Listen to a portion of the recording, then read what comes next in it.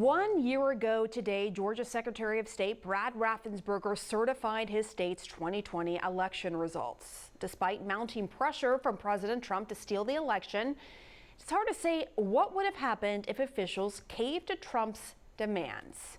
But the unfortunate reality is we could soon find out. On ballots across the country next year, big lie promoters are running to take control of their state election systems. And I take a closer look at some of them tonight in tonight's For the Record. First up, Kari Lake, a former Phoenix television anchor. I'm Kari Lake with a look at the top stories. Turned rising star of the right.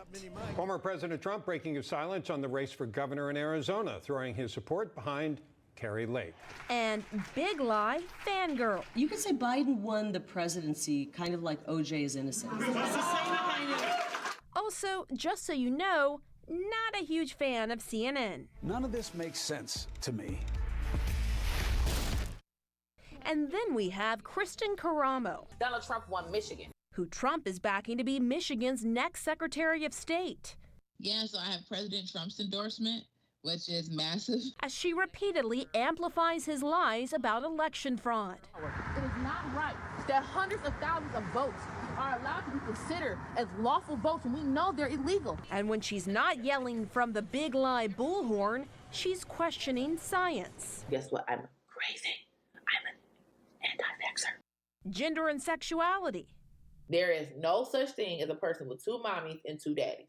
That is just factually incorrect. And condemning premarital sex. When we normalize people fornicating and we normalize people living together with their boyfriends and girlfriends and all this stuff, we opened a door for us to get to the point where we have people want to normalize pedophilia. Neither Karamo or her campaign have responded to our request for an interview or for a comment about the views she's expressed.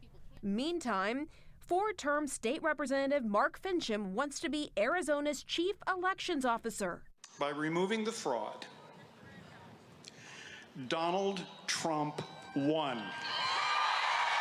The Arizona Republic reports Finchem was there on January 6th for the Stop the Steal rally. There are also allegations he was part of the mob that stormed the Capitol. Finchem denies it. Then there's Nevada's Jim Marchant. I need your help to take back the House and support President Trump's agenda to keep America great. Who lost a court battle to overturn his 5-point congressional loss to the Democratic incumbent in 2020. Now he's running for Nevada's Secretary of State to, and this is a quote from his campaign website, overhaul the fraudulent election system in Nevada. And finally, we come to Rachel Hamm, who's running for Secretary of State in California. California, it's time for something different. They're afraid of the Rachel Hamms of the world. I have built my life and career on telling hard truths. That's why I'm running for Secretary of State. She's already got the backing of plenty of Trump Town residents, including Steve Bannon, Roger Stone, Michael Flynn, and of course, the MyPillow guy. We know there was fraud. This election was stolen. Donald Trump is our president. Rachel Hamm, author, self-proclaimed influencer, mother of 4, and outspoken truth teller on satanic cults. He twisted off the neck of the bird and let the blood spill out onto my property to claim my property and to exert the power of Satan over my home. You know property prices are crazy when even Satan is having a tough time getting a foot on the property ladder. When we do speak out, especially about satanic things, there's always people who come and will try to disrupt. Always. That's a sign of satanic activity. I promise you that. I've got some experience with it. And sure, it's easy to laugh this off as someone with an overly active imagination, but Hamm is teaming up with other conspiracy theory spreading Republicans and running for positions in office that directly influence the outcome of elections. It's going to be dominoes. It's going to be a series of things that happen, and I don't think it's going to be one in a day.